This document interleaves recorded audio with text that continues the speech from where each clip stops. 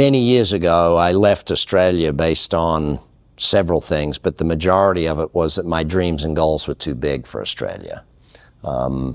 If ever I did anything in Australia, somehow it ended up being a reported article in the newspaper about, you know, like I'd go out for lunch with a bunch of friends and we'd spend a lot of money because I had a lot of money, or still do, and then that would be in the social pages of the newspaper the next day, and it's like, I don't want any of that stuff. You come over here, and I live in this city alone, there are 13 billionaires that live in this city.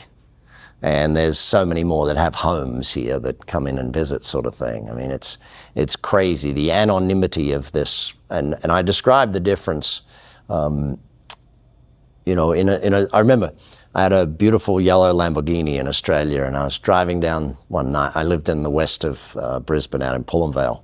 I was driving into the city. I pulled up a set of lights, and there's this guy walking across the street, and he looks at me, and he looks at the car, and he looks at me, "You wanker!" Like, and it's like, huh, okay.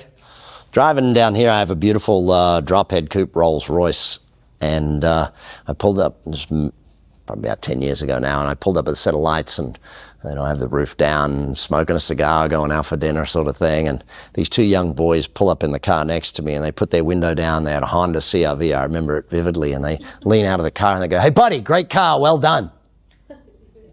And that's the attitudinal difference. And that's why I love what you guys are doing here, because you're creating a community that has an attitude that's different to the rest, if that makes sense, where success is something that you help each other with and build together, rather than, you know, there is definitely that tall poppy thing still existing. But if you can build a community that loves helping each other and loves growing together, then I think you create that future for yourselves, if that makes sense. So, yeah.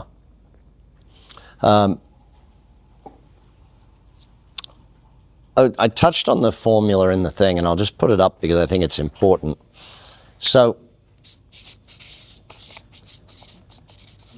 the dream factor.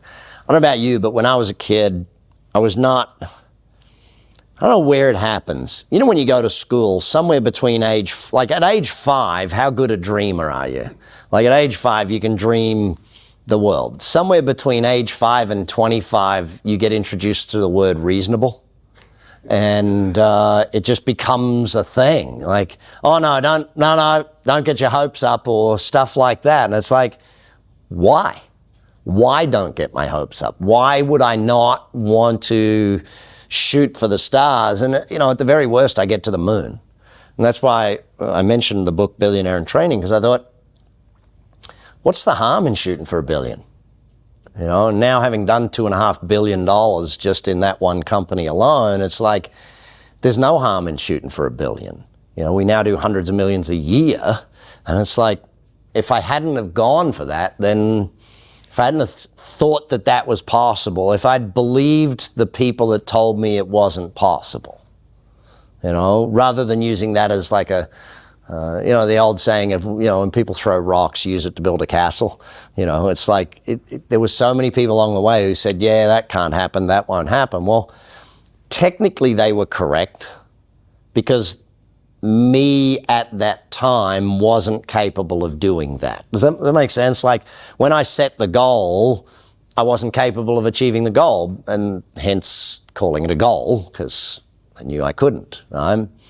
And so what ends up happening is, once you start to dream, I like the, Winston Churchill was a cigar smoker, and he used to joke, and he said, well, the reason I smoke cigars is I find it's really good idiot repellent, you know? And I use the same with your dreams. Like, if I start sharing with people my dreams of what I want to achieve, and I can very quickly tell if they're going to support me or not. Does that make sense? You know, you can weed out the ones that are just not on your team very quickly. And what I've noticed over the years is that it's almost always the very successful people that will cheer you on, type thing. You don't, you know, the people that want you to grow will be the ones that'll keep saying, great job, keep going for it. Yeah, if you need any help, give me a call. Does that make sense? It's like, so, but what we do with our dreams, and in business you could call that a vision, or, you know what I mean? You can just allocate the words, is we turn them into goals. And again, using business language, objectives, key results, you know, so you can use whatever languaging you want to these sorts of things. And but the goals is when you start to give it some form of clarity type thing. I find anything over 5 years is probably going to be a dream. 5 years or less, we can now start to set it as a goal and actually use the old SMART test of specific, measurable, achievable results. I remember the time frame sort of thing. So we can build that stuff. But the goals, the only reason I have goals is so it teaches me what I need to learn. Like if you set a goal tomorrow of running a marathon, right? Let's say that. Has anyone ever run a marathon? Anyone in the room? Okay. You've run a marathon? Good job. Marathon? Good. Any half marathoners in the room? I'm the half marathoner. My wife is the marathoner, and she tried to get me into it, and I did some half ones, and I'm like, perfect. Done that. 13 miles at a time, excellent.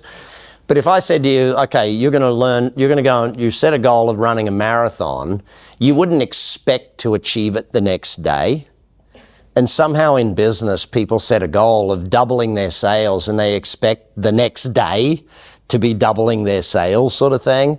And so what has to happen, you have to do the training, you have to do the learning, the studying and all of that sort of stuff in order to get there. And that's where I think we as humans need to get a little more accepting of the time it takes to learn and what it takes to do that learning.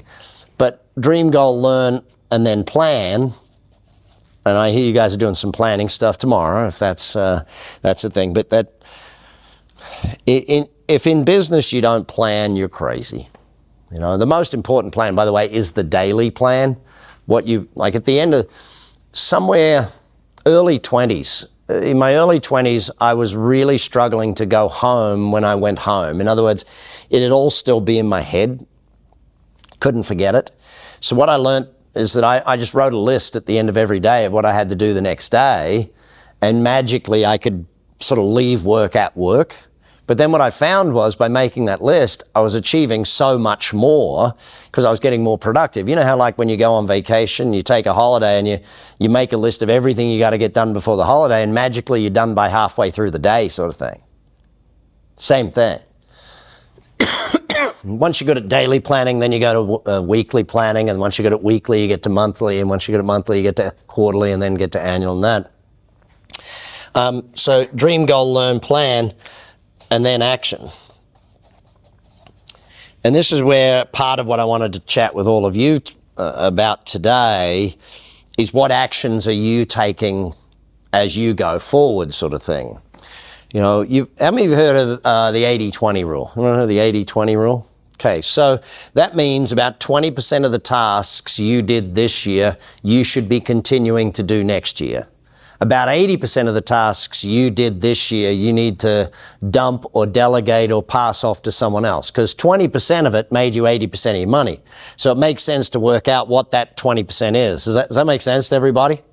You know, if every year, what if every year from now on, you dumped 80% of the jobs you did, and you just got to the 20% that made you the money? If all you did was focus on the 20%. Now, this kills a lot of control freaks, right? Any of you that are total control freaks, it kills you off very quickly because you're like, no, gotta be in that, gotta be in that, gotta be in. Well, I'm not saying you have to dump it in one day. You may have to train some people, build some better systems, build better management or measurement systems or something so that you can, because delegation, you can't delegate unless you've trained them, given them a system and given them a measure. Does that make sense? It's just called abdication. If you just go, hey, you're doing this now, that's not actually delegation. That's just handing off something because you didn't like it anymore. But as the boss or as the owner or as the person growing the business, your job is to become a better owner, not just better at the job of the business. And of course, what we all know is the first job for a business owner is to get off the tools. So if you're a plumber, first job, don't be doing the plumbing work anymore. Does that make sense? You know, gradually get out of doing the plumbing work. And eventually you hang up your plumbing boots and you can wear sneakers to school because you don't need steel cap boots anymore. You know, you can walk in without them. In fact, one of our clients, was it last year or the year before, he actually sent me a photo of his boots. He'd had them gold embossed sort of thing and put into a trophy case that he will never need to wear work boots to work ever again.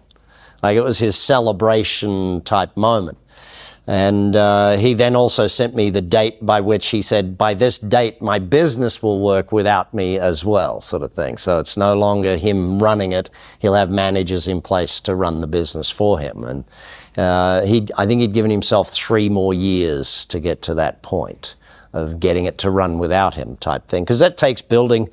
You got to build customers to have cash flow, and you got to build systems, and you got to build people to run the systems and build a reputation, enable to step back. You can't just step back because you want to. Well, I'm the owner, I don't need to work anymore. Yeah, that's probably not going to work. That'll probably just end in disaster, you know.